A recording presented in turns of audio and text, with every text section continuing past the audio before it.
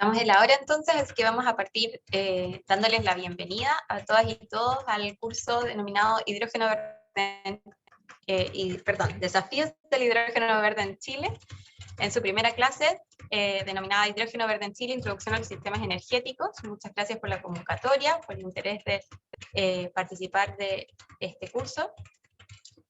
Queremos contarle que esta es la cuarta versión de la U Socioambiental, organizada por ONG FIMA con la cooperación internacional de la Fundación Friedrich Ebert y apoyo de la Sociedad Civil por la Acción Climática, SCAC, cuyo tema principal es los nuevos desafíos de la política y gobernanza ambiental, y tiene como objetivo generar un espacio educativo y de reflexión ciudadana abierto a todo público, nacional e internacional, respecto a los principales desafíos que enfrentamos como país ante las nuevas posibilidades de transformación políticas e institucionales. Para facilitar el correcto desarrollo de esta clase, les voy a pedir que cuando tengan dudas, ustedes levanten la mano con la opción que se encuentra en la barra inferior en el botón de reacciones.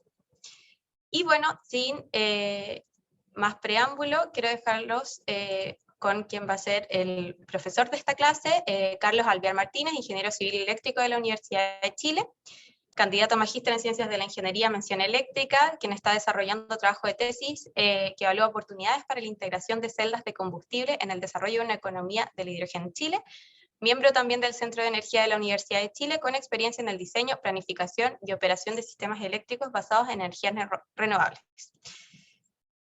Le doy la palabra a Carlos. Muchas gracias, Cata, y bueno, buenas tardes a todas y todos quienes están conectados a este curso, a nombre personal mío, ¿cierto? Y de todos quienes colaboramos para hacer esta iniciativa posible, les quiero agradecer por su asistencia. Bueno, y como bien contaba Cata, la clase de hoy trata, bueno, el curso en verdad trata sobre hidrógeno verde en Chile, sus desafíos, ¿cierto?, para una correcta implementación, y en particular la clase que nos convoca hoy tiene por título Introducción a los Sistemas Energéticos. Entonces, bueno, hay una pequeña descripción mía que Cata ya en verdad contó todo lo que yo podría haber contado, así que en resumidas cuentas, actualmente soy egresado de Ingeniería Civil Eléctrica de la Universidad de Chile y tesista de magíster en Ingeniería Eléctrica. De hecho, me quedan poquitos días para entregar la tesis, así que estoy a full con eso. Bueno, y mi área de estudio son los sistemas energéticos integrales basados en energía renovable, obviamente con especial énfasis en lo que es hidrógeno verde. Pasamos a la agenda de lo que va a ser esta clase, ¿cierto? En primer lugar, vamos a hablar temas que son un poquito más generales, como para dar una base teórica que nos permita entender más por qué en el fondo estamos hablando de hidrógeno y cuál es su relevancia, o sea, por qué a alguien, o estamos todos, tanto en la academia como incluso en el mundo político, en la parada del hidrógeno verde. Entonces, para eso vamos a dar un pequeño contexto. En primer lugar, vamos a hablar sobre qué es energía y los recursos energéticos, ¿cierto? Después vamos a hablar un poquito de la matriz energética chilena. En el tercer punto vamos a hablar a grandes rasgos de qué son las energías renovables, ¿cierto? Principalmente sus características y el potencial que hay en Chile. Después viene también qué es el hidrógeno verde, ¿cierto? Y por último, el rol del hidrógeno verde en los temas que vamos a ir sacando a colación a lo largo del desarrollo de esta clase. Entonces, bien como dijo Cata, la idea es que esta clase sea lo más interactiva posible, así que si hay algún comentario o duda que hacer, ustedes levantan la mano y yo feliz de que establezcamos ahí un diálogo para tratar de resolver y que todo esto sea lo más enriquecedor tanto para ustedes como para nosotros.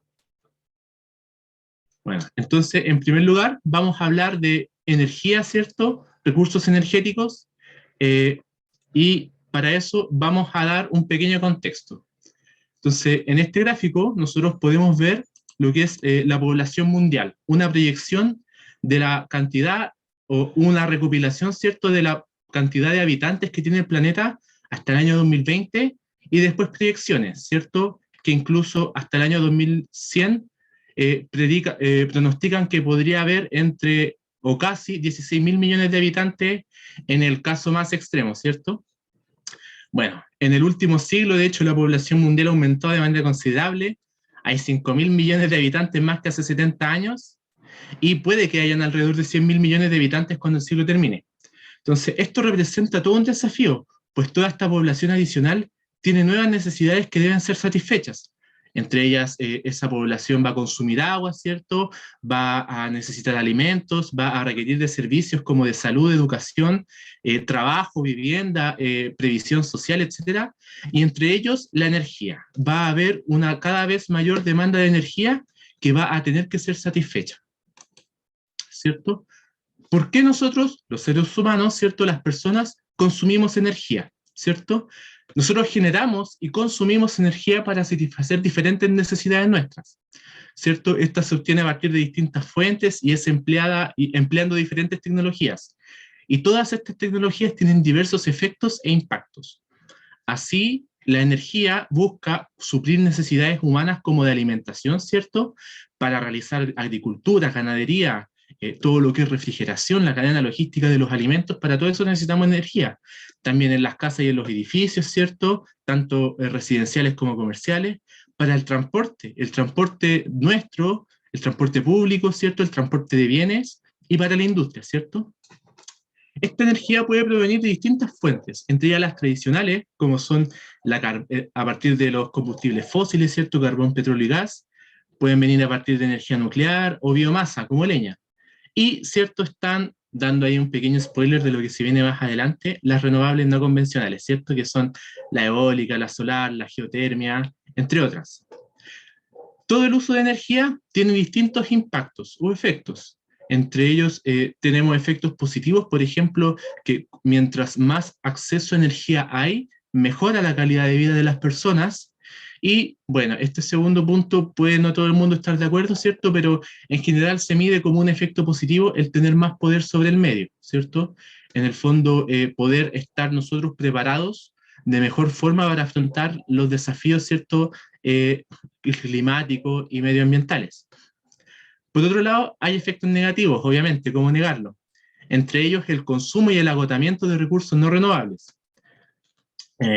Obviamente, como se usan o se consumen muchos combustibles fósiles, está asociado un efecto negativo que es la contaminación, ¿cierto? Y todo el fenómeno climático global, que es una de las razones por las cuales estamos acá, ¿cierto? Y obviamente hay riesgos para la salud. Lo más notable, ¿cierto? Quizás lo más emblemático para nosotros son los efectos para la vida de las personas, para la salud de las personas, en las llamadas zonas de sacrificio que hay a lo largo de todo nuestro país. Solamente para ejemplificar a qué me refiero con esto. Entonces, es todo un mundo el tema de la energía en sí. Pasemos ahora a las definiciones, ¿cierto? La energía, estos son términos que la mayoría de nosotros tiene más o menos una intuición de qué significan, pero es más o menos difícil ponerles como una definición de diccionario, ¿cierto? No obstante, aquí vamos a intentar hacerlo y vamos también a hablar de las unidades de medida de cada una de estas unidades. Bueno, la energía, ¿cierto? Que en el Sistema Internacional de Unidades se mide en joules. Por ejemplo, en los alimentos también se puede medir el aporte de energía en forma de calorías. Y en el mundo de la energía y de la electricidad hablamos de los kilowatt-hora, que es otra unidad de medida. Bueno, la energía se puede definir, ¿cierto? Como una propiedad de los cuerpos o sistemas en virtud de los cuales estos pueden transformarse a sí mismos, modificando su estado o situación, ¿cierto? O así como actuar sobre otros cuerpos. Es decir, vamos a hablar que los cuerpos, ¿cierto? Poseen energía y cómo se manifiesta esa energía en el efecto que esa energía, ¿cierto? Produce en otros cuerpos o sobre sí mismo. El trabajo, por otro lado, es el proceso mediante el cual se transfiere energía desde un cuerpo o sistema hacia otro cuerpo o sistema, ¿cierto? Bueno, y la definición más física es que una fuerza realiza un trabajo cuando hay un desplazamiento del cuerpo sobre el que se aplica dicha fuerza. El trabajo se mide en las mismas unidades que la energía. Una forma especial, ¿cierto?, que también se puede confundir de vez en cuando es el calor. El calor es energía, pero en tránsito, que hay entre dos cuerpos o sistemas a diferente temperatura. Y la misma historia, ¿cierto?, se mide en las mismas unidades de medida que la energía y el trabajo. Y por último, la potencia, ¿cierto?, que es una medida de la rapidez con la que un cuerpo o un sistema puede realizar un trabajo. En este caso vamos a hablar de la potencia, su unidad de medida es el watt, en el sistema internacional, pero en los sistemas energéticos es más común usar sus múltiplos, como el kilowatt, el megawatt, el terawatt, etc. Entonces, quizá hay un poquito de confusión, entonces acá hay uno, bueno, vamos a hablar primero de algunos tipos de energía, ¿cierto? En primer lugar tenemos la energía, la más típica, la potencia gravitatoria, que en este caso se manifiesta en un cuerpo de agua, ¿cierto? En una cascada. Entonces, esta energía potencial se da por la diferencia de altura, ¿cierto? Entonces, acá podemos imaginarnos que hay agua, ¿cierto? Que tiene una velocidad más o menos pequeña, pero está en altura. Y esa agua, cuando cae al final de la cascada, va con una velocidad muy grande. Entonces, aumentó su energía o en el fondo la forma de energía que tenía antes, que después se transformó en movimiento, se llama energía potencial gravitatoria. Los cuerpos que tienen rapidez, por otro lado, ¿cierto? Ahí hablamos de energía cinética. En este caso, cuando el agua cae a gran velocidad, decimos que tiene una energía cinética mayor que al principio, ¿cierto? Un vehículo que va muy rápido, o mientras más masa tenga, va a tener más energía cinética. Está la energía térmica, ¿cierto? Asociada a los cuerpos con temperatura. Es decir, un cuerpo, uno puede decir que un cuerpo que está a una mayor temperatura que otro, tiene más energía térmica. Está la energía química, que es la que está almacenada en los enlaces de los elementos o compuestos que conforman la materia, ¿cierto? Este tipo de energía química, ¿cierto? Es la que, por ejemplo, se aprovechan los combustibles fósiles, ya que en un proceso de combustión estos enlaces se rompen y esa energía se libera y queda disponible para ser aprovechada de distintas formas. Está la energía electromagnética, ¿cierto? Que tiene que ver con las ondas de luz, por ejemplo. Está la energía nuclear, ¿cierto? Muy conocida también. Está la energía solar, ¿cierto? Básicamente la fuente de la energía en el planeta. Y tenemos energía electroestática, también otro ejemplo, ¿cierto? Que es la que se manifiesta, por ejemplo, cuando se producen las descargas eléctricas, las tormentas eléctricas, ¿cierto? Entonces, para entender un poquito también más los conceptos que hemos hablado acá, hay 3 ejemplos. Entonces, el primer ejemplo es una grúa que levanta una carga desde el suelo hasta una altura determinada. En ese caso, la grúa, ¿cierto?, realiza un trabajo sobre la carga al subirla, ¿cierto? Y ese trabajo, ¿en qué se va a manifestar? En que esta carga va a quedar a una altura mayor y por lo tanto va a tener una energía potencial gravitatoria mayor que en su origen, ¿cierto? El segundo ejemplo es un auto. Un auto, ¿cierto?, puede tener distintas energías cinéticas dependiendo de su velocidad, pero para llegar a velocidades altas, distintos autos pueden demorarse distinto tiempo, ¿cierto? Por ejemplo, no sé, un auto de carrera Fórmula 1 puede llegar a los 100 kilómetros por hora mucho antes que, por ejemplo, un City Car. ¿Y por qué se explica eso? Si los dos finalmente llegan a la misma velocidad final, uno dice que el trabajo, ¿cierto?, que hizo el auto de la Fórmula 1 se hizo en un tiempo menor y por lo tanto el motor de ese auto tiene una potencia mayor. Entonces, cuando hablamos de potencia, estamos hablando de cuán rápido se hace un mismo trabajo o un mismo cambio de energía. Y por último, ¿cierto?, tenemos un hervidor. El hervidor lo que hace es tomar la energía eléctrica de la red y convertirla en energía térmica que se la transfiere al agua. ¿Se han fijado que los hervidores pueden tener distintas potencias, como 1800 watts o 2000 watts, por ejemplo? Bueno, mientras más potencia tenga un hervidor, significa que va a calentar una misma masa de agua, por ejemplo 1 litro, en un menor tiempo. Entonces ahí podemos ir distinguiendo estos tres términos, que son trabajo, energía y potencia. Y ya. Un fenómeno importante de la energía es que la energía no es estática, sino que está constantemente convirtiéndose de una fuente a otra. La principal fuente energética de nuestro planeta es el Sol, ¿cierto? A partir del cual se obtiene la mayoría de otras fuentes que existen en el medio ambiente y que pueden ser aprovechadas, tanto para generar electricidad, ¿cierto?, como para otras actividades como transporte, alimentación o construcción, etc. Entonces, por ejemplo, acá tenemos la energía solar, ¿cierto?, que a través de un proceso de fotosíntesis se transforma en energía química. En el pasado, esa energía química la tenemos presente en forma de combustibles fósiles, ¿cierto?, que es biomasa del pasado, que debido a diversas transformaciones físicas y químicas a lo largo de millones de años, hoy en día la encontramos disponible en forma de fuentes fósiles. Y en el presente, la energía química se almacena en forma de biomasa, ¿cierto? O sea, la leña, todos los cultivos que son energéticos y la misma comida, ¿cierto? Los alimentos, es energía que se guarda y que se almacena de esa forma que proviene del sol. Bueno, tenemos también que la luz solar o la energía solar produce el ciclo del agua, ¿cierto? Y ahí tenemos la energía de potencia gravitatoria, es decir, el agua que se lleva desde el mar a través del ciclo del agua hasta las reservas que hay en las cordilleras, ¿cierto? En las zonas altas. Y así podemos seguir un montón de transformaciones energéticas, ¿cierto? Por ejemplo, el carbón o el diésel cuando se queman se transforma en energía térmica y eso a través de un motor térmico se transforma en energía mecánica. Y esa energía mecánica a través de un generador se transforma finalmente en energía eléctrica. Esa energía eléctrica, por ejemplo, en una celda galvánica puede transformarse en energía química, como en una batería, ¿cierto? Y así podemos seguir sucesivamente analizando distintos flujos de energía. Las únicas fuentes de energía que no provienen directamente de la energía solar es la energía nuclear y la energía geotérmica, ¿cierto? Puesto que la energía nuclear proviene de los átomos especiales presentes en la naturaleza, y la geotérmica proviene del calor que sale desde el centro de la Tierra. Pero principalmente casi todos los movimientos de energía, ¿cierto?, son gracias a la energía solar.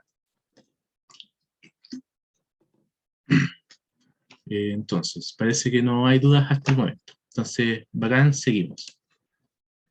Ya. Bueno, habiendo hecho ese pequeño repaso por las distintas formas de energía, ¿cierto? Cómo las energías se convierten de un modo a otro, o cómo, o cuáles son como las definiciones, ¿cierto? La típica diferencia de saber cuál es la diferencia entre energía y potencia, ya las espero que hayan quedado más o menos claras. Entonces, ahora vamos a abrir un poquito, vamos a hablar de Chile, de nuestro caso, ¿cierto? En el caso de los que obviamente vivimos en Chile. Entonces, primero vamos a definir qué son los sistemas eléctricos de potencia, ¿cierto? Probablemente ustedes están familiarizados o han visto, tanto en la ciudad como cuando viajan entre una ciudad u otra, estas tremendas subestaciones que hay de repente, o las líneas de alta tensión, ¿cierto? O no sé si alguno de ustedes conoce algún embalse como Rapel, en donde hay una central,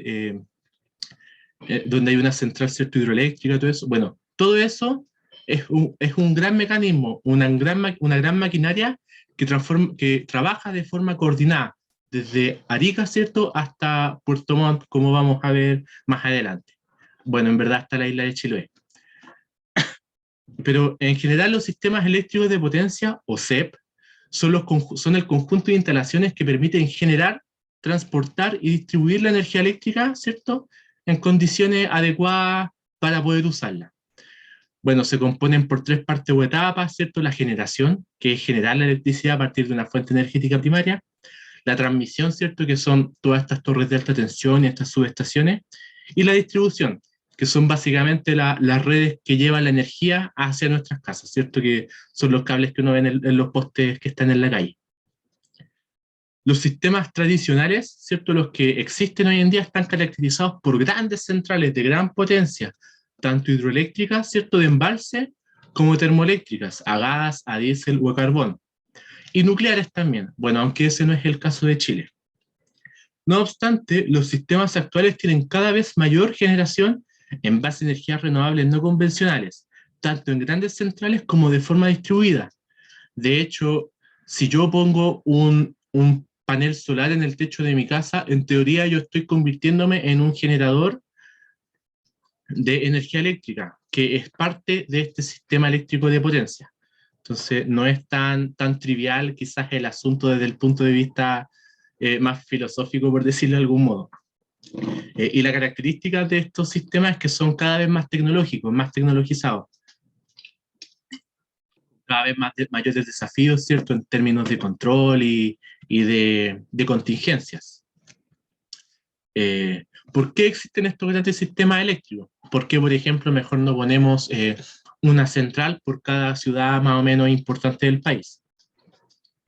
Y es que los CEP tienen la ventaja de que como en cada instante de tiempo la energía consumida debe ser exactamente igual a la que se genera, ¿cierto?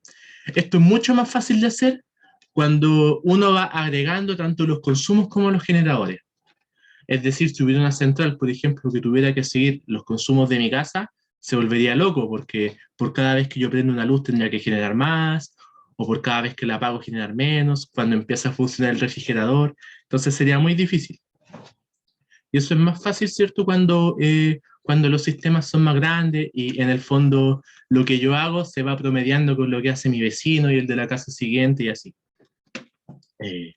Otra característica es que la generación suele estar geográficamente lejos de la demanda, ¿cierto? Entonces, las centrales hidroeléctricas, por ejemplo, no se pueden colocar en cualquier lado. Se tiene que haber un río, tiene que haber alguna geografía que facilite su construcción. Otra razón es que las centrales que son tradicionales, ¿cierto? Y gran parte de la infraestructura presenta economías de escala. ¿Qué significa eso? Que mientras más grande que mientras más grandes son las infraestructuras, más barato por unidad sale hacerlas. Es decir, si yo tuviera que pagar una central pequeña junto a mis vecinos, la energía sería mucho más cara de lo que es hoy en día, ¿cierto? Porque mientras más grandes son estos equipos, en el fondo, más barato sale en el fondo cada unidad de energía que uno compra. Bueno, otras ventajas es que se pueden generar mercados competitivos, ¿cierto? Para la generación de energía, aumenta la seguridad y la robustez, ¿cierto? Porque si una central pasa algún problema y sale de operación, puede entrar otra a reemplazarla rápidamente. Y otra ventaja también es que existe toda una regulación e institucionalidad asociada al mundo eléctrico. Bueno, ¿cómo estamos en Chile con el consumo de energía? Acá vamos a hablar de energía en general y más adelante de electricidad en particular. Bueno, como es de esperar, ¿cierto? La principal fuente energética la constituyen los combustibles fósiles, ¿cierto? Eso representa alrededor del 75%, o sea, 3/4 de toda la energía que se consume en el país. Le sigue la biomasa con alrededor de un 20% y la hidráulica para completar ahí el 5% restante. Bueno, es importante notar que casi la mitad de toda esta energía se usa para producir electricidad, mientras que el resto se ocupa para el transporte, ¿cierto? Para los buses, bueno, las micros, ¿cierto? Todo lo que consume directamente diésel. Hay ahí una pequeña parte que se usa para calefacción residencial, que, por ejemplo, hay algunas partes donde todavía se usa carbón para calefaccionar las casas, con braseros, ¿cierto? La minería también es un gran consumidor de recursos energéticos en nuestro país. De hecho, consume casi un cuarto de toda la energía que se produce. Y el resto de la industria consume el otro cuarto. Entonces, por eso muchas veces cuando nosotros hablamos de metas de descarbonización, la minería juega un rol fundamental porque es casi un cuarto de toda la energía que se consume en el país. Así en el fondo de grande es la industria minera. Y en el caso del sistema eléctrico nacional, ¿cierto? Este sistema nace en el 2017, en el momento en que los antiguos sistemas del norte grande y del centro sur del país se unificaron, ¿cierto? Ahí el 2007 ahí ustedes pueden buscar las noticias que se dio fue más o menos un evento importante, la interconexión eléctrica del país. Obviamente por las características de nuestra geografía, el sistema eléctrico nacional de Chile es único en cuanto a longitud. Alcanza casi los 3.100 kilómetros de extensión desde el punto más extremo al norte hasta el punto más extremo al sur, y abarca casi la totalidad del territorio nacional, desde la ciudad de Arica al norte hasta la isla de Chiloé en el sur. Lamentablemente en el sur, más en la zona austral, ya en Aysén o en Magallanes, las distancias son tan grandes y la población es tan pequeña que se opta por tener sus sistemas eléctricos locales ahí en vez de extender el sistema nacional. Bueno, tenemos 36.000 kilómetros de línea de tensión, eso es casi el diámetro, perdón, el perímetro de la Tierra. Se produce una gran cantidad de energía, 27.000 gigawatt hora.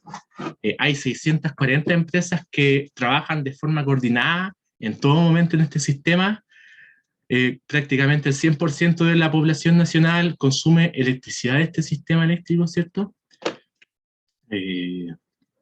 Tenemos una potencia instalada de 32.000 megawatts, de los cuales, perdón, y de los 27.000 gigawatt hora que se producen, 9.000 son a partir de energías renovables no convencionales.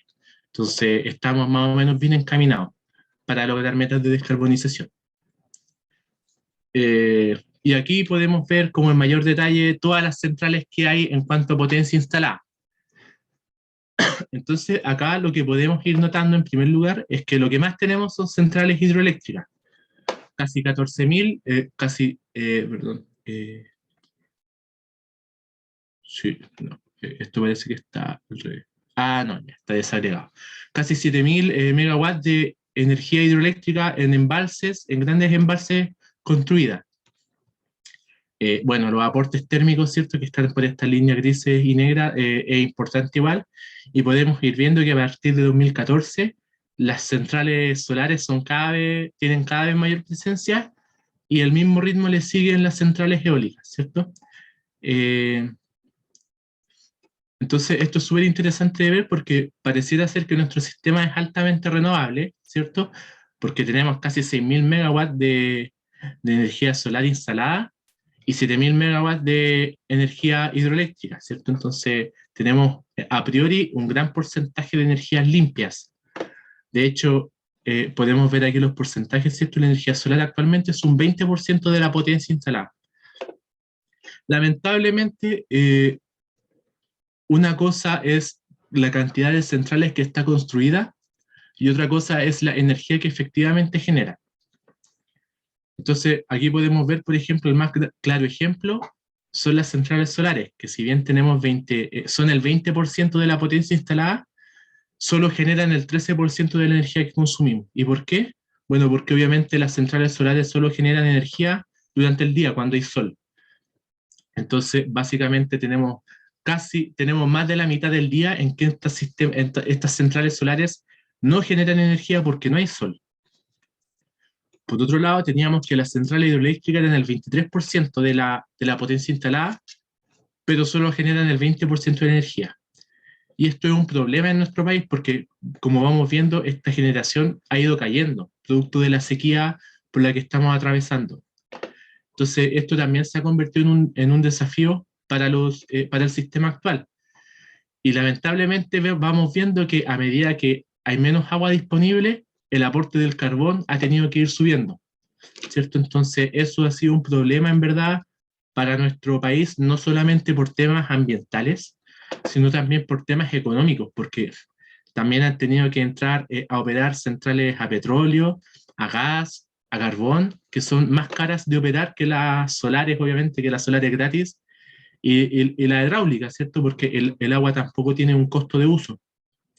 Entonces, es justamente por eso, también por lo cual es difícil que en el corto plazo vayan a bajar mucho las cuentas de la luz que todos pagamos. Entonces, vamos viendo, ¿cierto?, que en el fondo 1 megawatt de energía solar lamentablemente no reemplaza 1 megawatt de carbón, por ejemplo. Y por eso se están comprometiendo las metas de las salidas de descarbonización de la matriz energética. Afortunadamente, soluciones hay, como lo vamos a ver más adelante, ¿cierto? Entonces, ese es como el panorama nacional, es el panorama nacional en el fondo del contexto energético de lo que hay en Chile, más o menos.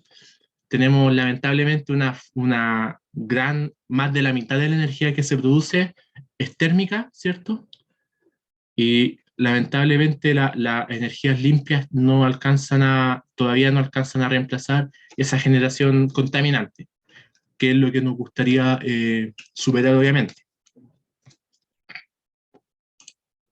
Entonces ahora hablemos un poquito más de por qué, ¿cierto?, el 20% de energía solar instalada solo genera un 13% de la energía que se consume.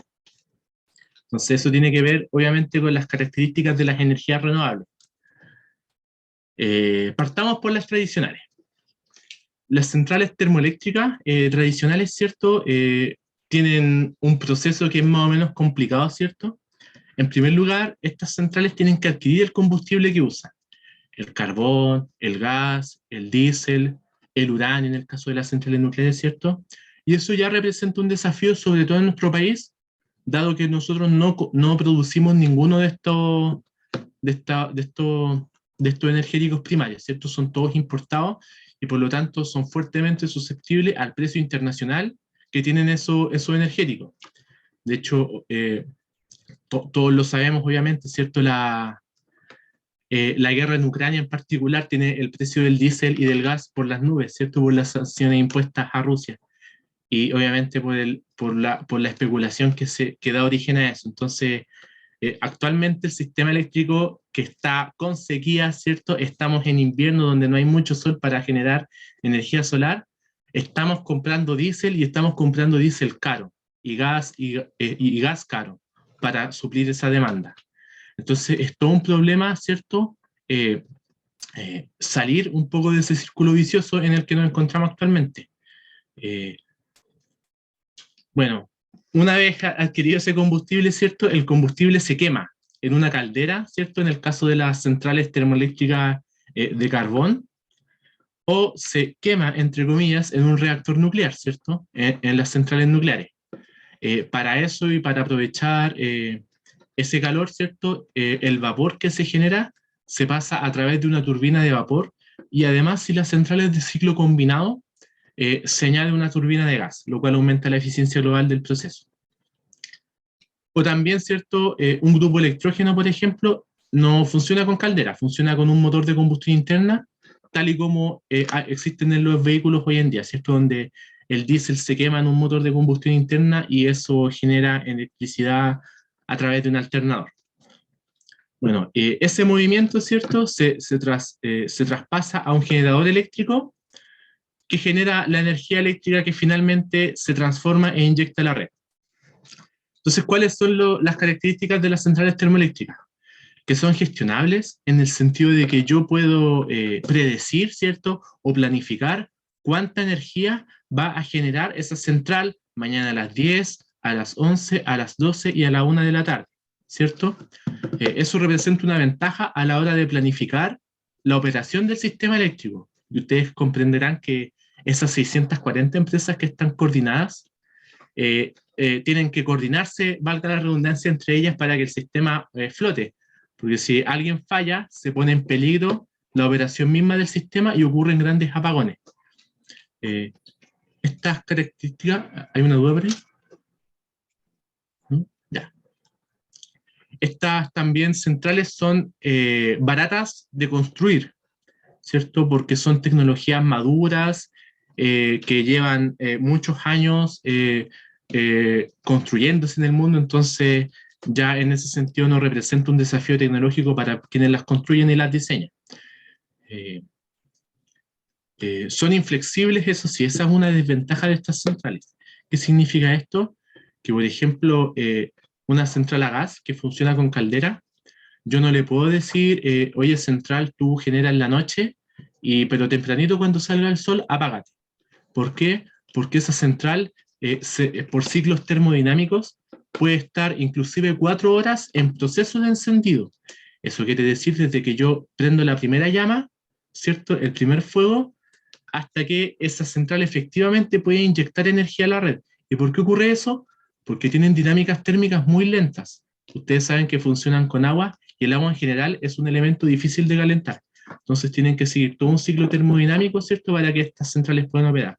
Y lo mismo ocurre para el apagado, ¿cierto? Entonces la central puede estar 1 o 2 horas apagándose, ¿cierto?, para hacerlo de forma segura y a lo largo de toda esa hora se está consumiendo combustible. Entonces no es justo que yo le diga a una central, desde el punto de vista económico obviamente, oye, central, tú operas 2 horas mañana, pero está 4 horas encendiéndose y quemando combustible que no se le está pagando. Entonces, eso representa un desafío también. Obviamente, otras desventajas que son contaminantes, ¿cierto? No vamos a ahondar mucho en eso porque yo creo que todos lo tenemos más que claro que una central produce una contaminación global, ¿cierto? Importante y local que incluso puede llegar a ser tóxica y comprometer la vida de las personas que viven a sus alrededores. Y lo otro es que son lentas. En general son lentas, ¿cierto? Si uno quiere que esa central inyecte más energía de lo que estaba previsto, se demora un tiempo más o menos importante en aumentar su producción. Y lo mismo va en bajada. Obviamente, están también las centrales hidroeléctricas de embalse, ¿cierto? Si bien es cierto, en estas centrales el agua no se paga, ¿cierto? Porque está disponible en la naturaleza, sí hay un costo de oportunidad asociado. Entonces hay todo un desafío, ¿cierto? Un problema de optimización que se resuelve, que se llama coordinación hidrotérmica, que en el fondo lo que nos entrega es cuándo tenemos que usar esta agua, ¿para qué? Para que a largo plazo el sistema sea lo más confiable y económico posible, ¿cierto? Obviamente esta coordinación hidrotérmica tiene harto de pronósticos y obviamente con el escenario de sequía que estamos enfrentando, estos pronósticos se han ido alejando cada vez más de la realidad. Por eso también tenemos una gran generación a carbón. Bueno, estas centrales, una vez que les dicen cuándo tienen que operar y cuánta agua turbinar, turbinan el agua. ¿Qué significa turbinar el agua, cierto? Hacerla pasar por sus generadores para generar electricidad que se transforma e inyecta a la red. Estas centrales tienen como características principales, obviamente, que son gestionables, ¿cierto? O sea que yo puedo decirle cuánto tiene que generar mañana a lo largo del día. Son flexibles en el sentido de que no tienen la restricción de las térmicas, o sea que pueden empezar a operar y desconectarse en cualquier instante de tiempo. Solamente se cierran las válvulas del agua. Es una forma de energía limpia, ¿cierto? Pues si bien obviamente tiene un impacto ecológico, su operación no libera gases contaminantes. Y son centrales rápidas, en el sentido de que si yo requiero que generen más energía, simplemente abro más la válvula de paso de agua. Y llegamos finalmente a las centrales de energías renovables no convencionales. Acá tenemos algunos ejemplos, ¿cierto? Y son todas muy diversas. Tenemos una planta fotovoltaica, ¿cierto? Aquí el Romero, que está en la región de Atacama, el Parque Mayoco, que está en la Araucanía, la central Sausal, que es una central hidroeléctrica de pasada en la región de O'Higgins, y acá tenemos la central solar Cerro Dominador, que es la primera planta termosolar de Latinoamérica. Entonces, las principales características de estas centrales es que presentan variabilidad e incertidumbre. Vamos a ahondar más adelante en qué es eso, pero a la rápida es que en el fondo yo no puedo pronosticar exactamente con 100% de exactitud cuánto van a generar en el siguiente minuto o en la siguiente hora, ¿cierto? A diferencia del gas, del agua o de las centrales térmicas, donde sí puedo hacer eso. Son tecnologías que son más baratas, su operación prácticamente no tiene costo y su construcción, si bien son más costosas en general, son tecnologías que no están maduras y por lo tanto se espera que en el corto y mediano plazo sus costos bajen de construcción. No obstante, como vamos a ver, si son centrales más competitivas que las tradicionales. Lo que sí son estas centrales que son flexibles. O sea, yo puedo rápidamente conectar o desconectar una de estas centrales, puesto que tienen interfaces de conexión que son altamente controlables y tienen dinámicas más rápidas, entonces es más fácil conectar o desconectar estas centrales. Y por eso son muy rápidas, ¿cierto? Y tienen un efecto en la demanda también, en particular las centrales solares, que genera también un desafío en el sistema eléctrico que vamos a ver también más adelante. Entonces, estas centrales presentan como desafío principal abordar el tema de la variabilidad, la incertidumbre y la demanda. Primero, veamos cuál es el potencial solar, ¿cierto?, de estas energías. En particular, ¿cierto?, la energía solar, ¿cierto?, se produce a partir de la irradiación solar directa y global, obviamente, pero en particular la directa. Y podemos ver este es como el mapa de la radiación solar en todo el mundo.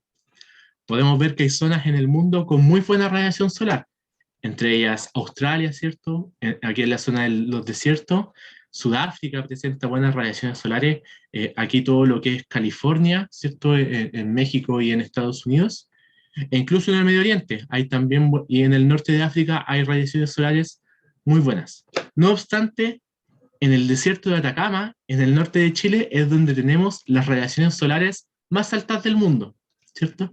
Entonces, acá los amantes de la energía solar se vuelven locos porque es el desierto de Atacama, además de presentar radiación solar directa, la más alta del mundo, en el desierto de Atacama, además, los días nublados son prácticamente nulos. O sea, en la estadística uno puede ver que en el desierto mismo, al año solo hay entre 2 o 3 días que están nublados, ¿cierto? Entonces, esto es la panacea para las centrales solares. Y obviamente para lo que vamos a ver más adelante relacionado con hidrógeno verde. En el sol, en el viento, tenemos una situación similar.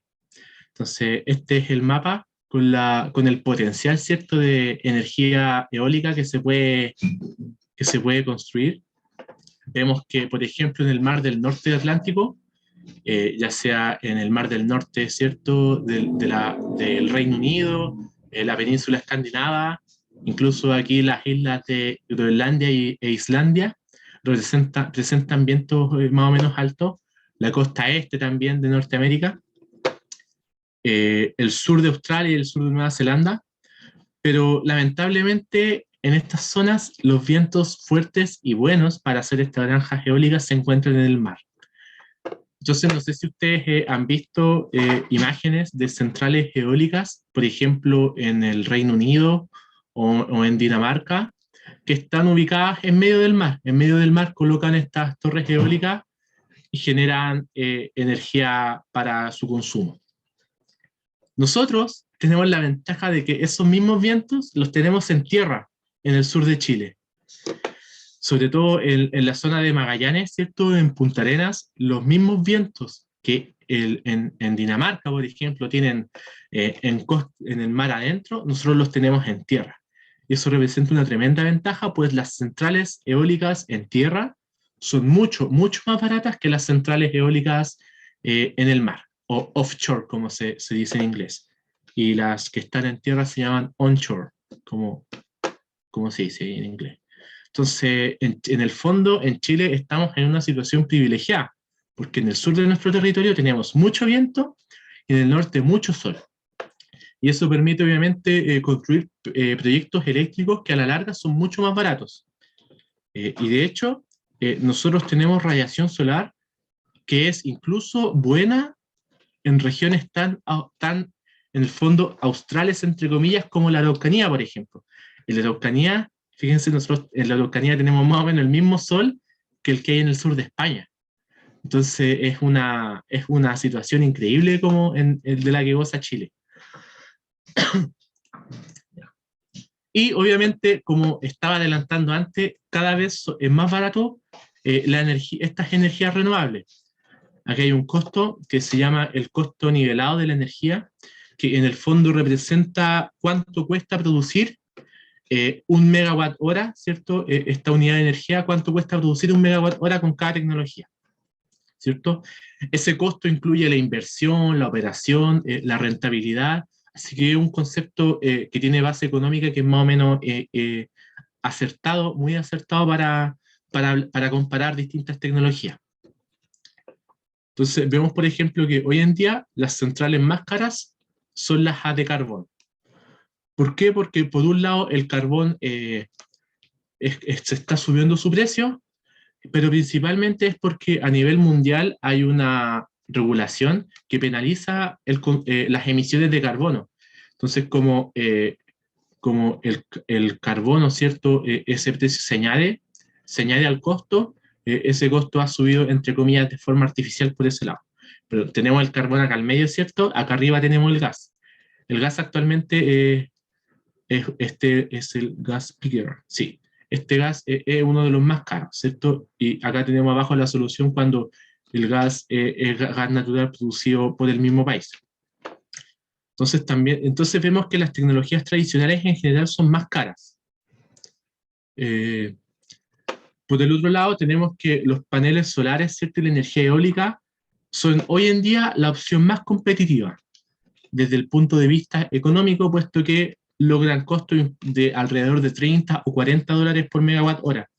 Es entre comillas una locura cuando tenemos que generar con carbón, por ejemplo, cuesta más de 100, o con gas cuesta también 50. O sea, los costos bajos, los bajos costos que están alcanzando estas tecnologías eólicas y solares son también toda una revolución para el mundo de la energía, y obviamente impulsan que cada vez más los inversionistas se decanten por estas opciones.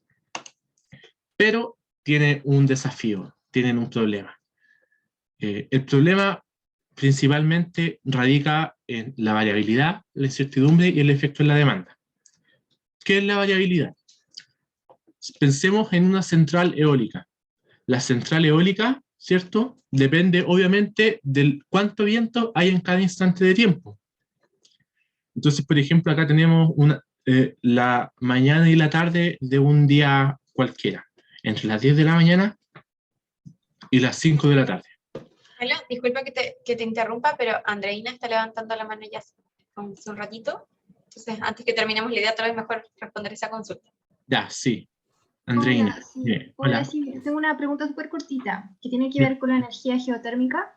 Dime. Que efectivamente tiene costos, de acuerdo a la lámina que mostraste anteriormente, dentro de los costos más bajos, dentro de las energías que sí, por lo menos están ahí.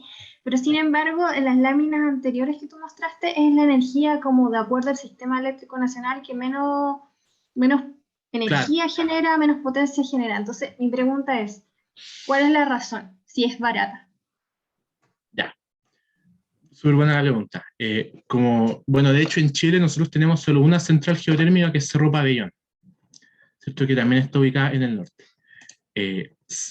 La gran desventaja de la energía geotérmica es que es muy difícil encontrar una ubicación ideal para producir energía geotérmica, ¿ya? Tanto porque hay que hacer muchas explotaciones geológicas, y porque presenta costos de inversión mucho más altos.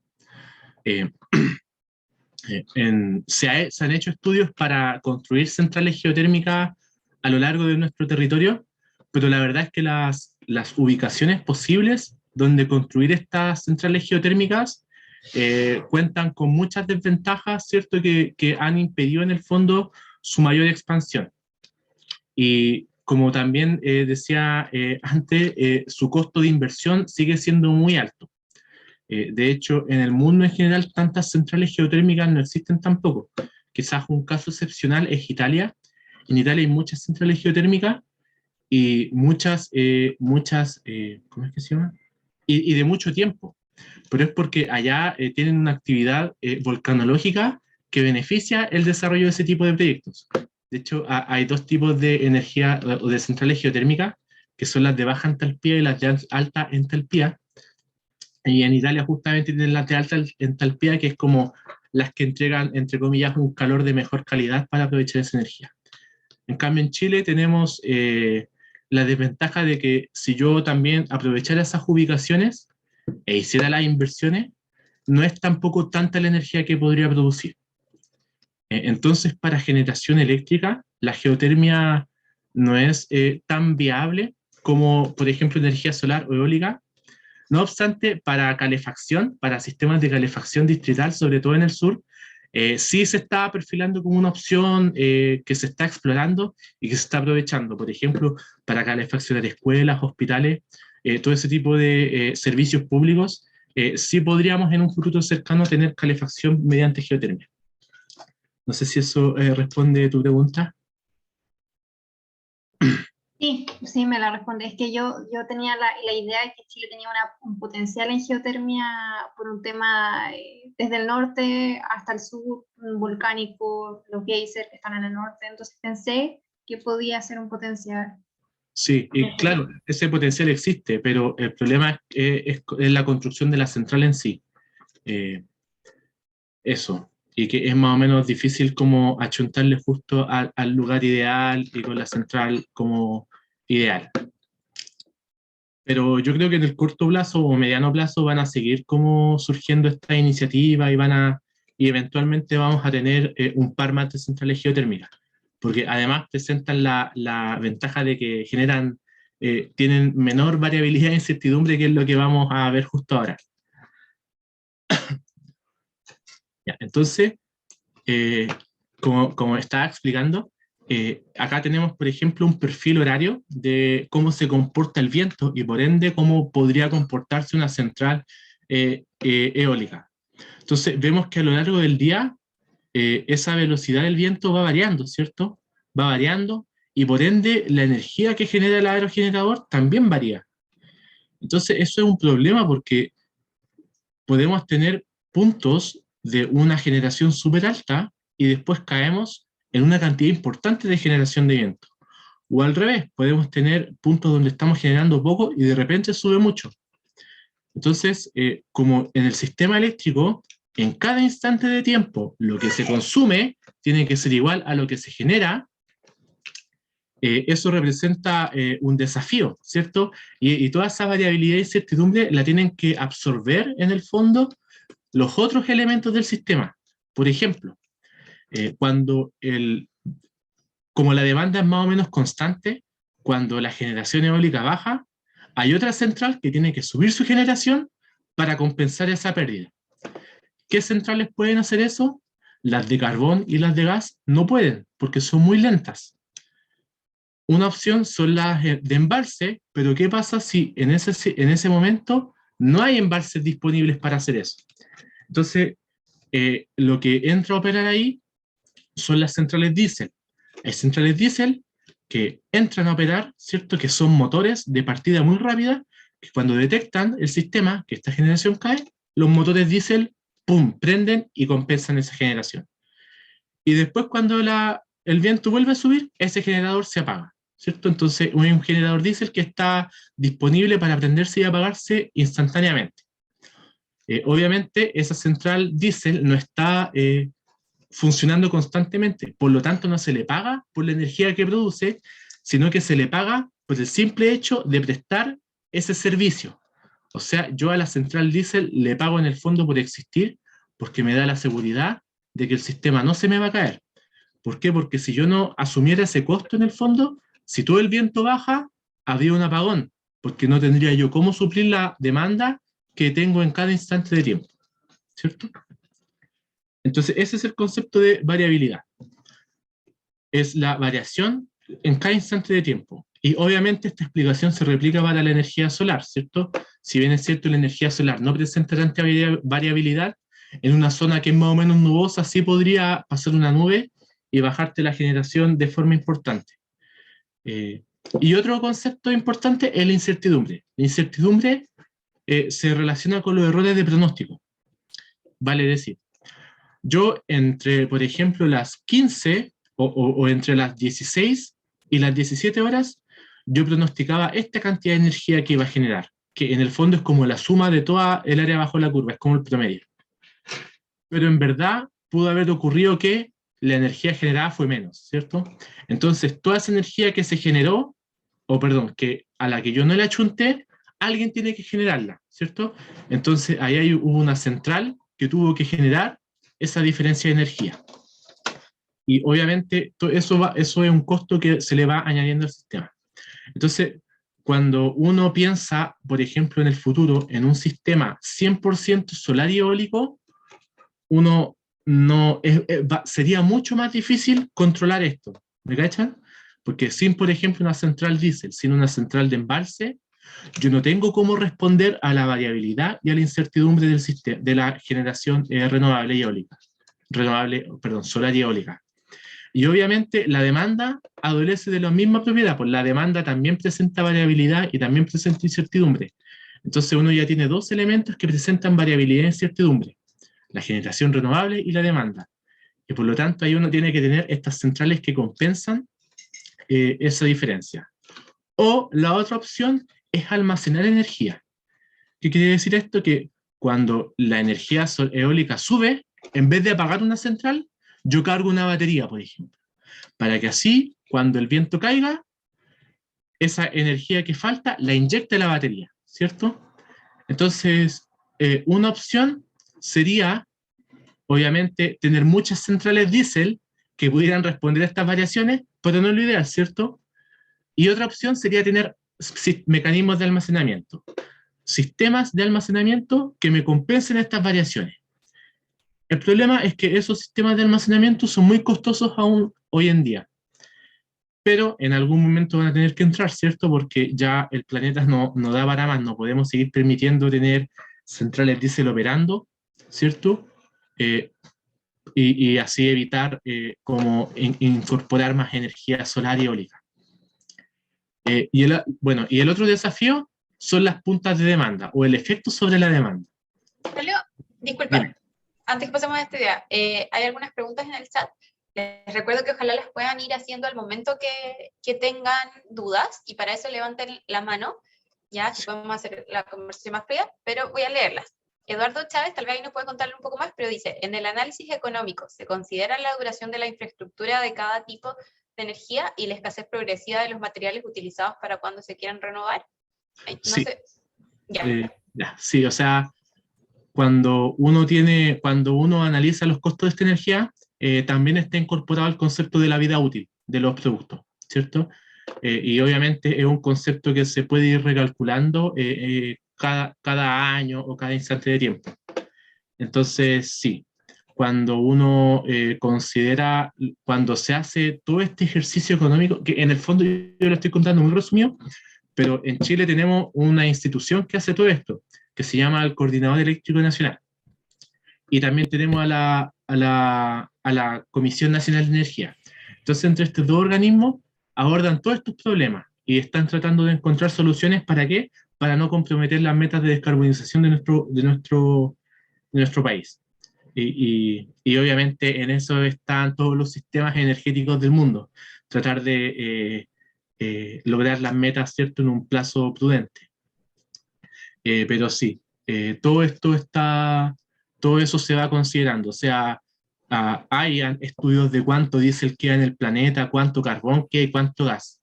Pero la idea obviamente no es acabar esas reservas, pues la idea es que no todas esas reservas se utilicen. No sé si me ayudas, Cata, con la siguiente pregunta. Sí, la segunda pregunta es de Valentina Ampuero. ¿Son las reservas en giro? Sí, no. Las reservas en giro es cuando yo tengo una central que ya está funcionando, ¿cierto? Pero yo le digo a esa central, oye, no funciones al 100% de tu capacidad, funciona al 80%, cosa que si una central se desconecta intempestivamente, tú tienes ese margen para aumentar tu generación. Eso es lo que se llama reserva en giro, es cuando las centrales no están con el 100% de su capacidad operativa para prever este tipo también de situaciones, ¿cierto? Aunque también sirven para la variabilidad. Pero cuando yo me hablaba de las centrales diésel, ese es otro tipo de reserva, una reserva que no está en giro, pero que está disponible para cuando se necesite. Sí, sigamos. Ya. Dice Eduardo Chávez, dice, muy interesante lo de las centrales diésel, especialmente considerando que varios autores indican que ya se alcanzó el peak oil, por lo tanto el diésel empezará a ser más caro. Sí, o sea, aunque termine la guerra en Ucrania, no hay una posibilidad de que el diésel en verdad baje de precio. No hay posibilidad, es muy difícil. Y también, bueno, aquí pasando a otro tema sobre la energía nuclear, Torres pregunta, más bien desde el desconocimiento, ¿no se ha evaluado utilizar energía nuclear en Chile porque tiene un alto potencial energético y entiendo que es poco contaminante, sin perjuicio de que requiera bastante infraestructura y pueda existir miedo sobre su manejo y al ser un país sísmico, eso es como lo que él identifica que es negativo, versus la energía solar y eólica? Como porque no se ha desarrollado más la energía nuclear en contraposición a la energía solar y eólica. Ya. Sí, esa es súper buena pregunta y de hecho nosotros siempre como que estamos tratando de abordar ese problema también. Por un lado, el tema de la energía es súper controversial, ¿cierto? Cuando uno estudia proyectos, el desarrollo de este tipo de proyectos, desde, como entre comillas, una buena ingeniería, uno no solo se dedica o se aboca a resolver el problema técnico, porque si yo quisiera resolver el problema técnico, entonces coloco puras centrales diésel y chao, o sea, y puras carboneras, y no tengo ni uno de estos problemas. El problema es que, bueno, en verdad no es un problema, es una dimensión. Hay toda una dimensión que es social, ¿cierto? Y que, bueno, tiene el nombre de este proyecto de la ONG, que cuando uno quiere desarrollar un proyecto, también tiene que considerar las comunidades donde se va a instalar ese proyecto y, en el fondo, cuál va a ser la recibida de la gente, si eso es súper importante y es súper válido. Entonces, cuando... perdón, espera un poquitito.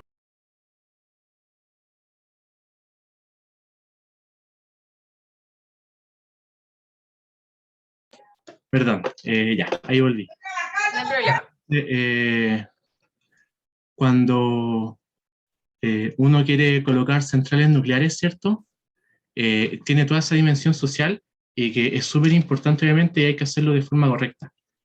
Bueno, eso fue el caso emblemático de este tema, es Hydraisen, ¿cierto? Hydraisen, entre comillas, técnicamente era un súper buen proyecto, pero olvidó la dimensión social y en el fondo fue un fracaso justamente por eso. Y por otro lado, las centrales nucleares tienen la desventaja de que no ayudan como a superar el problema de la dependencia energética, porque nosotros igual tendríamos que importar el uranio o el torio, por ejemplo, desde otros lugares, ¿sí? Entonces, igual uno está ahí sujeto al vaivén de los precios internacionales de la energía. Y también en esa misma línea, el costo de la energía solar y eólica va tan a la baja que tampoco vale mucho la pena, porque se espera que en unos 5 o 10 años el costo de energía solar más almacenamiento o eólica más almacenamiento igual sea más barata que la energía nuclear. Así que sí, se da la discusión de la energía nuclear, pero en verdad es como una solución que no es en el fondo la solución que estamos buscando, ¿cierto? De todos modos, el tema de lo que sea un país sísmico y todo eso está bastante abordado y solucionado, así que no hay mayor problema con eso. Perfecto. También se hablan aquí de los costos del almacenamiento de los residuos nucleares. También alguien lo presentó como una dificultad de la energía nuclear. Bueno, y sí, mencionaba incluso episodios como el de la planta de Daiichi en Fukushima, Japón. Claro. Claro, entonces son como riesgos que de repente, o problemas que en el fondo no vale la pena, ¿cierto?, enfrentar. Como que no, aunque pusiéramos las centrales nucleares en la mitad del desierto y que dijeran, no, si total ahí no vive nadie, tampoco es la idea como tener que además gestionar residuos nucleares, ¿cierto? Y enfrentar el peligro de una catástrofe nuclear. Exactamente. Y queda la última pregunta, que yo creo que es un tema que ya tocaste, tal vez hacer solamente un resumen ahí. Dice, disculpa, llegué tarde y no sé si lo mencionaron, pero creo que es importante mencionarlo en el contexto de qué energía usar. ¿Qué sector productivo es el que más energía utiliza? ¿Cuánto se ocupa a nivel domiciliario? Y después Valentina dice que la minería ocupa casi un cuarto de la energía. Ahí, con eso terminaríamos con el chat. O sea, sí, como mostraba en la lámina de acá, ¿cierto? La minería ocupa casi un cuarto de la energía. Si bien es cierto, esto es para el año 2015, tampoco varían tanto estos porcentajes. ¿Cierto? Entonces, en el fondo, todo esto está como súper un cuarto. Un cuarto de la energía se ocupa para transporte, un cuarto de la energía se ocupa para residencial, un cuarto para minería y un cuarto para la industria. Esto es el plano completo de la energía.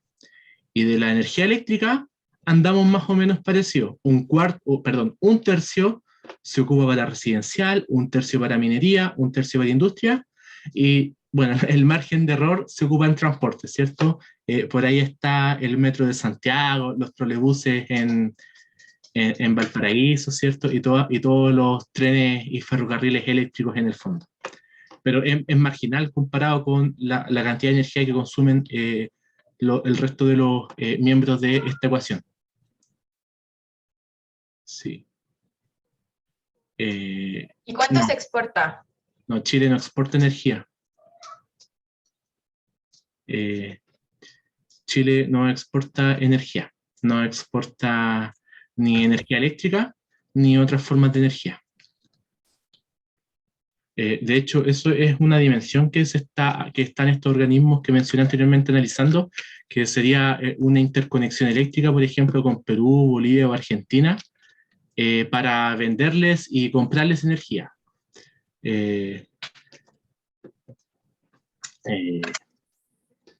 Bueno, yo no tengo la información particular de cada empresa en particular. Lo que yo sí sé es que el ente que coordina no tiene contratos de compra y venta de energía con otros países. A nivel país no tenemos contratos de compra y venta de energía. Sí hay algunas pequeñas como intercambios, pero son 100% privados y yo no tengo acceso a esa información. Y no sé tampoco si es información pública.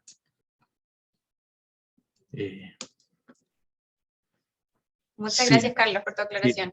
AES-Gener tiene una línea pequeña en el norte, pero es muy pequeña y no está dimensionado dentro de lo que estamos, o de lo que yo estaba viendo, porque es información privada, una línea privada, no entra dentro de la ecuación del Coordinador Eléctrico Nacional.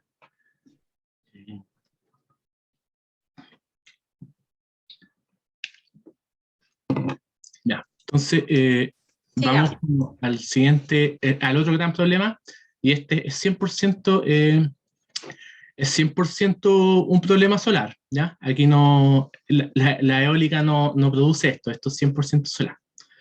Entonces, cachemos un poquito qué nos muestra este gráfico, ¿ya? Este gráfico es súper usado para explicar este fenómeno, y que está producido por el CAISO, que es como el Coordinador Eléctrico Nacional, pero de California, de Estados Unidos. Es el California Independent System Operator. Ya, entonces, ellos en el 2012, ¿cierto? Y ese 2012 como actual, es lo que ellos ya en esta época estaban como previendo este tema. Entonces, ¿qué nos muestran estas curvas? La curva gris, ¿cierto?, representa el consumo eléctrico a lo largo de un día, desde la medianoche, ¿cierto?, hasta la medianoche del siguiente día. Entonces, si nos fijamos, ¿cierto?, aquí hay una punta durante la mañana que tiene que estar relacionada con cuando la gente se levanta, ¿cierto? Después hay un pequeño valle, y después hay una punta a las 8 de la noche, que es cuando la gente llega a sus casas, ¿cierto? Prenden las luces, prenden los hervidores, cocinan, ¿cierto? Entonces ahí está esa punta en la tarde. Esta es más o menos la curva de demanda típica de cualquier país. Ya. Cuando yo, a medida que voy añadiendo energía solar, la energía solar, ¿cierto?, genera como entre las 6 de la mañana, tiene su pic más o menos a las 12, 1 de la tarde, y después baja. Entonces, si yo resto, ¿cierto?, hago la resta entre la demanda y la energía solar, ¿cierto?, que tiene esta forma definida, me voy fijando que se va generando este valle, ¿cierto? Y ese valle es la demanda que tiene que suministrar el resto de la red.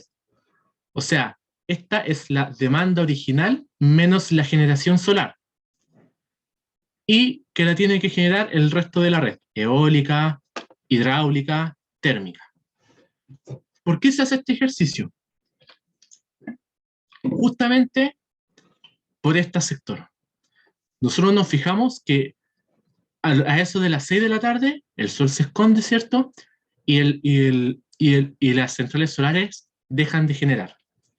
Y al mismo tiempo, la gente empieza a llegar a sus casas y empieza a consumir energía. Entonces, fíjense, pasamos desde los 12.000 megawatts de demanda que tiene que suplir el resto del sistema a los 26.000 megawatts de demanda. O sea, se duplica en un periodo de ¿cuánto? de 4 o 5 horas. En 4 o 5 horas la demanda se duplica. Y el gran problema es que muchas centrales térmicas no son capaces de hacer esto. Las centrales térmicas no pueden duplicar la producción en 4 horas. ¿Sí? Y ese es el gran problema también que está enfrentando el sistema eléctrico, los sistemas eléctricos del mundo. Que se están produciendo entonces estas rampas de demanda, como les llamamos, que son muy difíciles de consumir. Entonces, ¿cuál es la solución? ¿Cuál es una solución? La que no nos gusta es desconectar centrales solares, para que esta guatita, ¿cierto?, no sea tan profunda. Pero esa es la solución no amigable, pues, porque cuando yo desconecto una solar, tengo que conectar otra que contamina. ¿Sí? La solución que en el fondo también, la solución que se está abordando y que es el futuro, es aplanar esta punta. Que en vez de, por ejemplo, subir a 26.000 megawatts, se pasa a 20.000 nomás, por ejemplo. Pero eso es un esfuerzo. ¿Por qué? Porque ahí lo que tiene que ocurrir es, por un lado, un cambio en los hábitos de los consumidores, ¿cierto? Que es muy difícil que ocurra. Y lo otro que podemos hacer es almacenamiento, ¿cierto? En el fondo, aprovechar toda esta energía solar, ¿para qué? Para almacenar energía y después reconvertirla en electricidad en este momento. Así el sistema no se somete a tanto estrés, a tanta variación, ¿cierto? Pero como dijimos, ¿cierto? Es súper difícil. La otra solución, obviamente, es que esta subida la aborden las centrales diésel, que es lo que técnicamente muchas veces se hace, pero no es lo que se desea, ¿cierto? Porque en el fondo es como contraproducente meter tanto sol si al final esta rampa tenéis que abastecerla con diésel, pues como que te estás pisando la cola ahí. Entonces, la gran solución para el problema de variabilidad, incertidumbre y las puntas de demanda parecieran ser los sistemas de almacenamiento, ¿cierto? Y en ese sentido tenemos el vertimiento de energía, que es otro problema.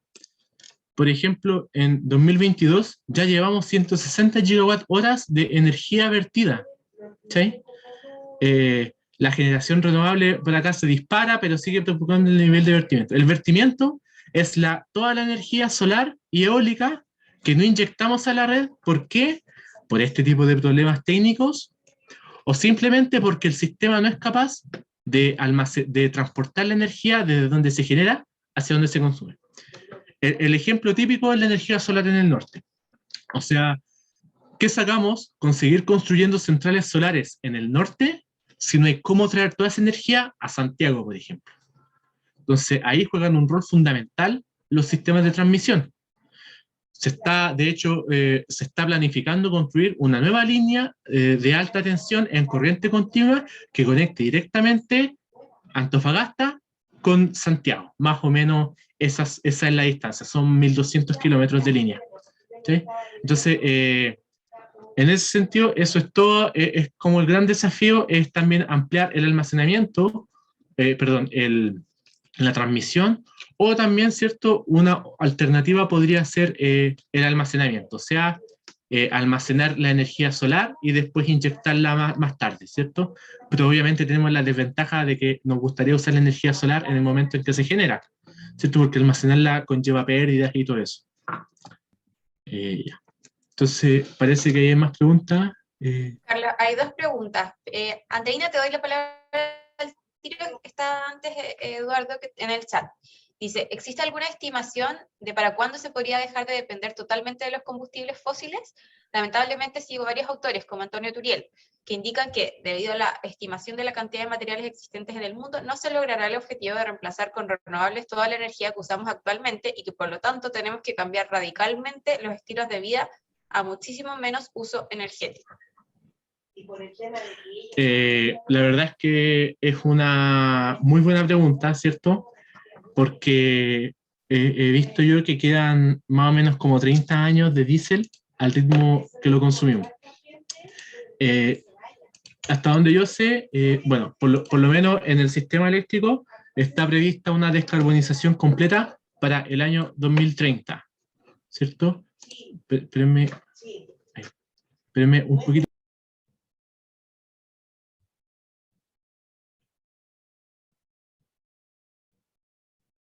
Ahora sí, la verdad es que para el sistema eléctrico las metas son tenerlo totalmente descarbonizado y por lo tanto independiente de los combustibles fósiles para el 2030. Lamentablemente Chile juega un rol muy pequeño en esta ecuación porque somos una población muy pequeña comparado con el resto del mundo. Entonces, y lo triste es que vamos a ser casi de los primeros en descarbonizarnos. Entonces, nuestro mayor aporte es más que nada simbólico de decir que sí se puede, más que un total efecto en el medio ambiente, al menos de forma global. La Unión Europea, por otro lado, ellos que llevan como igual la batuta en temas de combate al cambio climático, están previendo que para el año 2030, 35, no recuerdo cuál de los dos, van a prohibir totalmente la venta de vehículos, de todo tipo de vehículos a combustión interna. Pero de ahí a dejar de consumir petróleo, como con los vehículos restantes, tampoco, al menos yo no lo tengo claro. Y en verdad, honestamente, metas como de descarbonización mundial no creo que existan, porque acá hay como muchos intereses comprometidos, ¿cierto? Aquí ya nos escapamos quizás de lo técnico y económico, y nos vamos a temas más como geopolíticos, cosas así, por ejemplo, de los países que producen el petróleo. Entonces, hay una resistencia también a esos cambios. Pero yo no tengo ninguna, al menos, estimación de cuándo se va a dejar de depender totalmente. Honestamente, yo no creo que nunca dejemos de depender de los combustibles fósiles, porque hay sectores que son muy difíciles de descarbonizar. ¿Cierto? Pero la idea es que descarbonicemos la mayor cantidad de sistemas que existen en el mundo. Y eso. Le doy la palabra a Andreina, que tenía alguna duda ahí. Sí. Hola, gracias. Sí, respecto al gráfico de puntos de demanda, ¿eso está pensado en el consumo residencial o también en el industrial? Esa era mi duda. No, ese es global, es como todo sumado.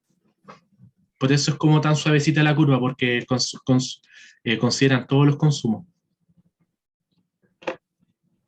Gracias. Ya. Entonces vamos a ponerle una apuradita, porque nos queda poquito tiempo, pero no es tan grave que dejemos el último punto, porque lo vamos a abordar igual más adelante en las otras clases. Entonces, ahora hablemos del hidrógeno verde, ¿cierto? Los vectores energéticos, ¿cierto? Entremos a este concepto, son los sistemas que se emplean para transportar la energía desde un punto de producción hasta un punto de consumo. Es decir, cómo la energía de esta cascada, del agua en la cascada, se convierte en calor para el agua, ¿cierto? Para que el agua hierva. No son fuentes energéticas, puesto que no están disponibles en la naturaleza, pero sirven como etapa intermedia en los procesos de conversión. El vector energético por excelencia es la electricidad.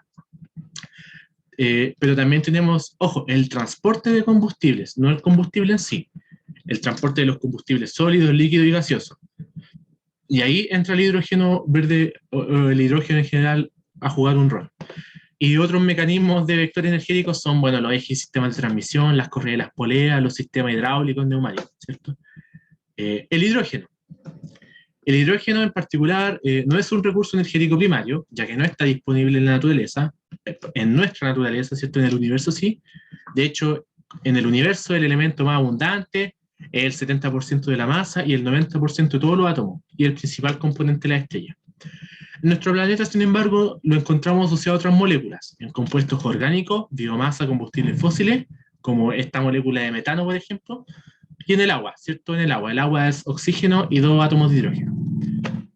Pero cuando hablemos de hidrógeno, vamos a hablar en verdad del dihidrógeno, o hidrógeno molecular, ¿cierto? Que es la molécula que está formada por 2 átomos de hidrógeno y que es su forma estable, ¿cierto? Es la forma estable en la que podemos encontrar el hidrógeno puro y es la molécula más pequeña de todas. Entonces, se ha propuesto hablar de la economía del hidrógeno, que es aquella en la que dicho alimento es el principal portador de energía. Su objetivo principal es que este gas se produzca a gran escala a partir de fuentes de energía que estén fácilmente disponibles, ¿cierto? Para así sustituir completamente el uso de combustibles fósiles. Podría ser una respuesta definida y duradera a los problemas mundiales, tanto ambientales como del agotamiento de los recursos naturales no renovables, al aumento de la población mundial, la dependencia energética de otros países y al desarrollo y diversificación de la economía. Entonces, aquí están los principales elementos a gran escala, ¿cierto?, de una economía del hidrógeno. La idea es que haya una fuente primaria, ¿cierto?, que sea renovable y que aporte con energía. Aquí hay un medio de almacenamiento rápido, que son las baterías. Y está la red eléctrica, ¿cierto?, para intercambiar, obviamente, energía con la red eléctrica. Entonces, a partir de toda esta energía que sale de estas fuentes primarias limpias, con un dispositivo que se llama electrolizador, el agua, que viene de aquí de un reservorio, se separa en sus componentes constituyentes, que son oxígeno e hidrógeno, y se almacena. Y ese hidrógeno y oxígeno después se recombinan en una celda de combustible, que la celda de combustible es lo contrario de un electrolizador. La celda de combustible combina el hidrógeno y el oxígeno para generar agua, electricidad y calor. Calor que se puede recuperar, ¿cierto? Y electricidad que se puede utilizar para demanda de energía. Entonces yo con una celda de combustible puedo abastecer una demanda de energía eléctrica y demanda de energía térmica. Por ejemplo, para calefacción residencial. Bueno, el hidrógeno, al igual que cualquier energético, ¿cierto?, o elemento, tiene una cadena de valor. La cadena de valor, ¿cierto?, considera la fuente energética, la producción, el acondicionamiento, el almacenamiento, la distribución y las aplicaciones. Entonces, acá esta clase va a quedar disponible y pueden revisar más detalle este gráfico, pero yo lo voy a pasar rapidito, ¿cierto?, porque además vamos a abordar cada uno de estos bloques. Entonces, la fuente energética es la materia prima empleada para la producción de hidrógeno. Entonces, en función de esa, podemos clasificar el hidrógeno de acuerdo a distintos colores, ¿cierto?, donde el hidrógeno verde es el que se produce a partir de fuentes renovables, en contraste con el hidrógeno gris, que es el que se produce a partir de combustibles fósiles, ¿cierto? Y entre medio tenemos el hidrógeno azul, que se produce a partir de combustibles fósiles, pero el carbono que se produce se captura. El hidrógeno, ¿cierto?, entonces se puede producir a partir de los combustibles fósiles, de biomasa o de la división de moléculas de agua. Entonces, de combustibles fósiles está el proceso de reformado de hidrocarburos y pirólisis de hidrocarburos. A partir de fuentes renovables está la biomasa, ¿cierto?, donde se pueden seguir procesos biológicos o termoquímicos, y también donde se puede, a partir de fuentes renovables, se puede dividir moléculas de agua, principalmente por medio de electrólisis. Este hidrógeno que se produce, obviamente, tiene que recibir un acondicionamiento para después ser almacenado. Entonces, este hidrógeno se puede comprimir, que se obtiene como un gas en los electrolizadores, y se puede comprimir, se puede licuar, se puede almacenar en portadores sólidos o líquidos, o puede usarse para sintetizar combustibles fósiles, o combustibles. Entonces, aquí está la compresión y la licuefacción, ¿cierto? Se puede unir a portadores sólidos por fisisorción o quimisorción, pero también se puede usar para producir combustibles sintéticos como metano, hidrocarburos líquidos, ácido fórmico, amoníaco y urea. De hecho, por acá va bueno, en mi opinión, un poquito más la solución del hidrógeno verde. En la síntesis de combustibles, que si bien contamina, son carbono neutrales en su ciclo de vida, ya que se sintetizan a partir de hidrógeno y de carbono capturado del medio ambiente. Las aplicaciones, ¿cierto? Están las aplicaciones convencionales del hidrógeno, ¿cierto? Porque esta cadena de valor ya existe. Se usa principalmente en el tratamiento de combustibles fósiles, también para elaborar alimentos, ¿cierto? La hidrogenación de las grasas, también para producir metales y vidrio. Y las potenciales aplicaciones futuras en transporte, ¿cierto? En todos los medios de transporte se prevé que haya hidrógeno, y en las aplicaciones estacionarias, ¿cierto? Ya sea para grandes consumidores industriales, para el sistema eléctrico en general, como medio de almacenamiento, como sistemas de respaldo, y para sistemas aislados. Bueno, y en base a todas estas bondades del hidrógeno, los distintos países del mundo han elaborado estrategias para meterse como en el tránsito del hidrógeno. Acá está un estado con un mapamundi, ¿cierto?, de cómo están los distintos países en este tema del hidrógeno. Los que están en azul más oscuro, ¿cierto?, tienen su estrategia publicada. Los que están como en azul más claro la están preparando, y los que están en celeste están como en los primeros pasos. Entonces, acá podemos destacar 3 tipos de países, según en qué parte de la cadena de valor se ubican. Tenemos a Latinoamérica, a África y a la zona del Mediterráneo. Estos países se posicionan principalmente como productores de hidrógeno verde. ¿Para qué? Para utilizarlo en sus territorios y para exportarlo a países que no tienen tantos recursos renovables para producirlo, para abastecer su demanda propia. Tenemos estos países en amarillo, ¿cierto? Estados Unidos, los países del centro de Europa, China y Japón, ¿cierto? Ellos se posicionan como productores de tecnologías. Entonces, ellos, en su estrategia, lo que quieren es producir electrolizadores, celdas de combustible y las diversas tecnologías del hidrógeno a los menores precios posibles. Y tenemos a países como Canadá y Australia que toman los 2 roles. En el fondo, Canadá y Australia quieren producir hidrógeno y también tecnología. Estos son los países más ambiciosos y los que están también destinando más dinero al desarrollo de esta estrategia. Y en particular en nuestro caso, ¿cierto? En el año 2020 el gobierno de Chile lanzó la Estrategia Nacional de Hidrógeno Verde, ¿cierto? Que establece ambiciosas metas de producción, exportación y aplicación de este vector energético. De hecho, nosotros queremos producir el hidrógeno verde más barato del planeta a menos de $1,5 por kilogramo para el año 2030. Y para eso tener una potencia instalada de electrolizadores de 25 gigawatts. Obviamente todo esto es un desafío económico, técnico y también socioambiental, que vamos también a ahondar en eso más adelante en las siguientes clases, ¿cierto? Entonces aquí están los distintos usos que en estas oleadas que se va viendo, que se le va a dar a este hidrógeno verde. Para buses de larga autonomía, camiones, ¿cierto? Camiones mineros, principalmente, y vamos a exportar hidrógeno y amoníaco. Entonces, en este punto nos vamos a posicionar realmente como un exportador de energía, algo que antes no habíamos hecho. Bueno, y estoy viendo si alcanzamos, yo creo que no alcanzamos. No sé, Cata, ¿qué opinas tú? ¿Aló, Cata? ¿Cuántas láminas quedan? Sí, estoy aquí. ¿Cuántas láminas quedan? Como 9 en verdad. Yo creo que en ese caso, o sea, en virtud del tiempo, lo mejor es que vayamos acotando. ¿Puedes pasar tal vez las principales? ¿Esto, perdón? Ya, sí, mira. La verdad es que ahora iba a hablar de los usos del hidrógeno, entonces tenemos principalmente las aplicaciones estacionarias, ¿cierto? Que siguen más o menos esta estructura. Entonces, generación, un electrolizador, almacenamiento y uso. Y para eso, ¿cierto? Los equipos principales son las celdas de combustible y el electrolizador.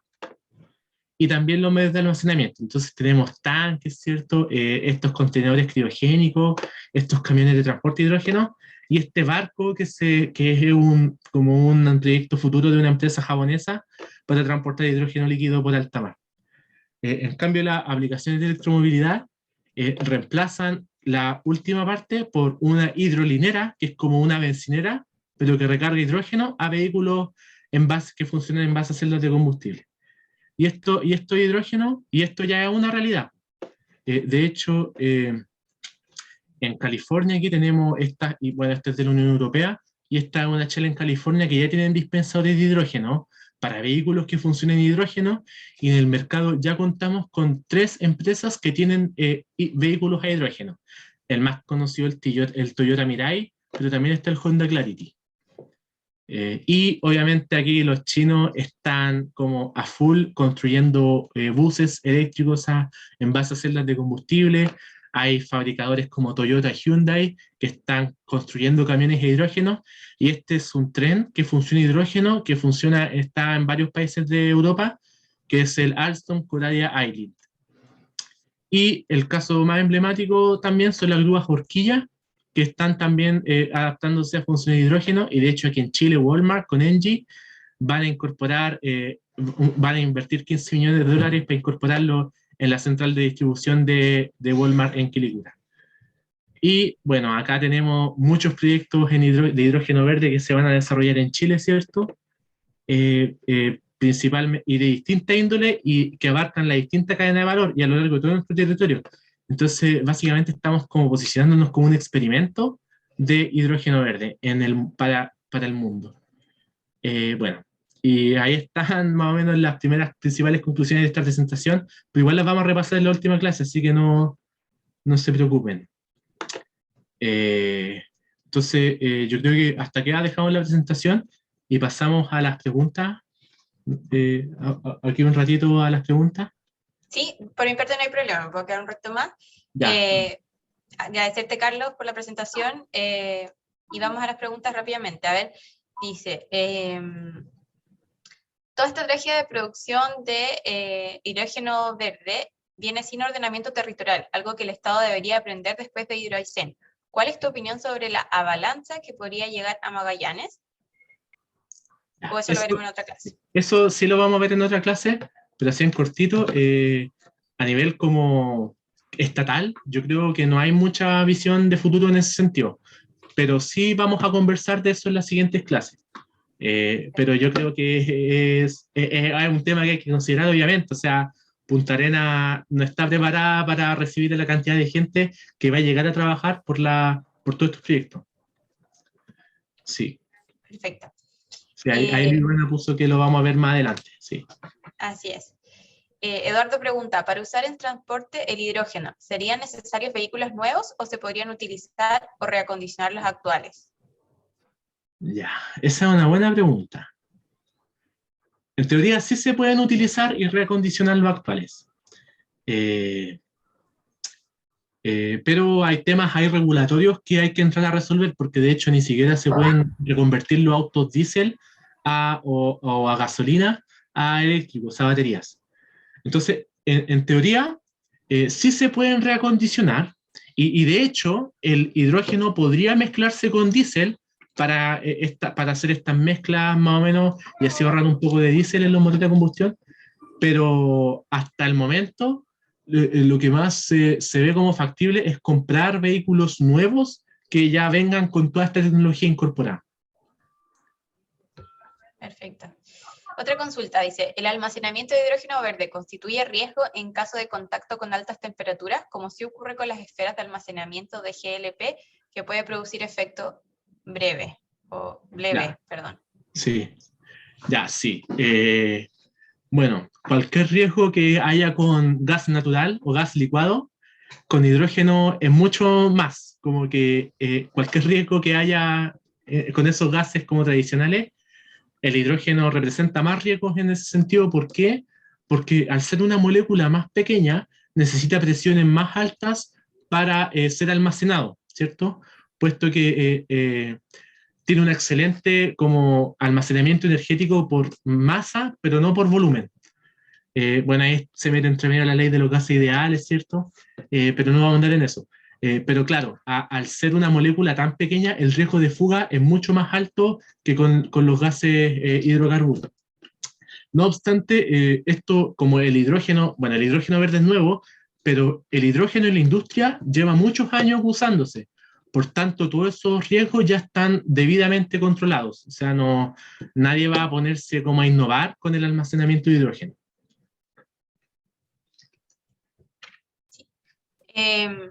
Ya, por último, Matías pregunta, desde una mirada a largo plazo, ¿la energía renovable podrá lograr un eficiente desarrollo de la agricultura en la zona sur del país, dado los cambios de clima por motivos del calentamiento global?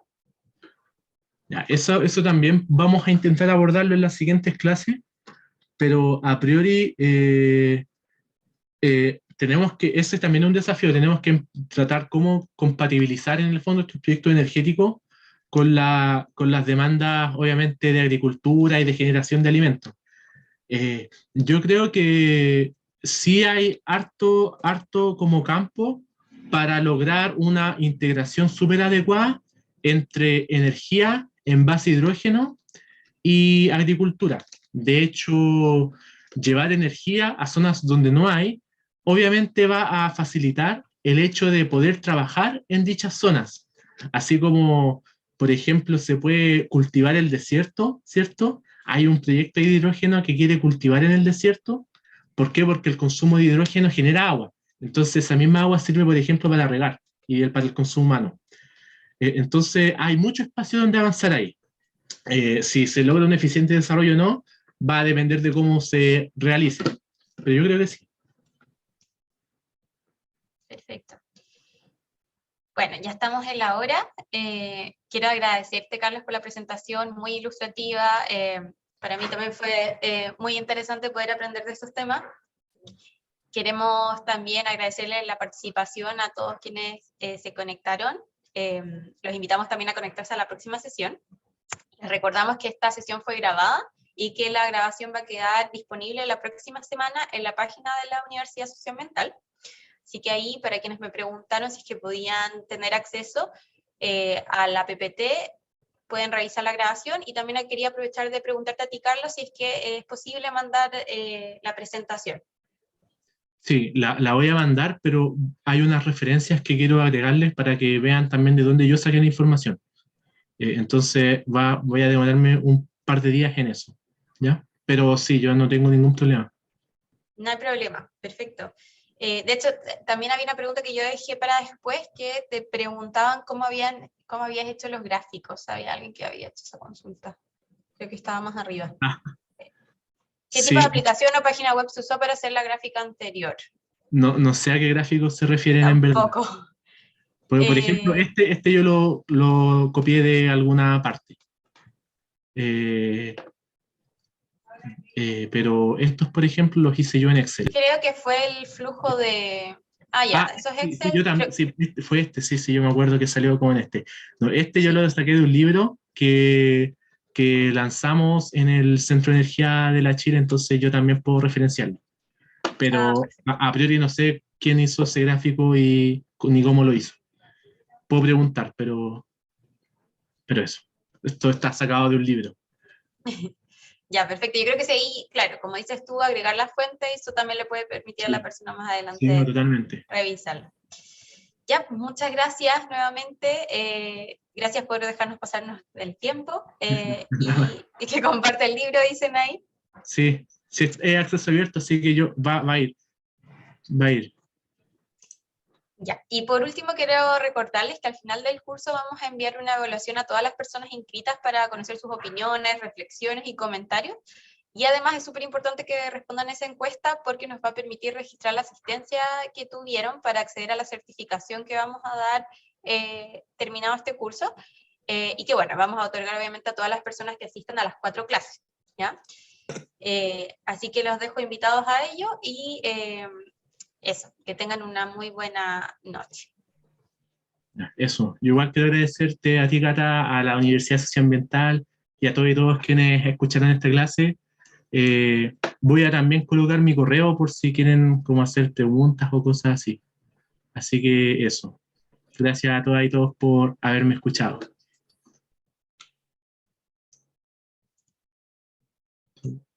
Ahí te están agradeciendo. Sí, gracias.